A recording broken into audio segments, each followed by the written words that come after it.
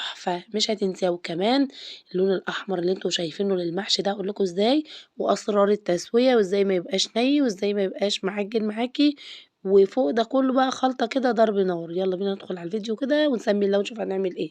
أول حاجة كده أنا عندي كرنباية كده، تنقّي الكرنبة كده اللي هي تبقى إيه، يعني مهوية شوية، ما تجيبيش الكرنبة اللي هي تقيلة أوي ومكتومة، علشان تعرفي تطلّعي ورق منها حلو كده وتعرفي تفككيها من بعضها. أول حاجة كده شِلت الراس بقى بتاعة الكرنبة كده عشان الورق اللي جوّه ده ما يبقاش ماسك كده إيه في بعضه. هنسلقها بقى بطريقة سهلة وبسيطة كده. حطيت هنا كده مَيّة تغلي على النار، وحطيت فيها ورق لوري، وحطيت فيها ملح، وحطيت فيها شوية كمون.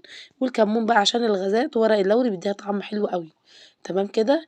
بابدأ أحط الكرنبة كده أسقطها على وشها كده في المَيّة، وأسيبها لمدة كده 30 ثانية أو 40 ثانية، وأبدأ أقلبها بقى شمال ويمين كده لغاية ما تلاقي الورق اتفكك معاكِ كده، وتشيلي الورق كله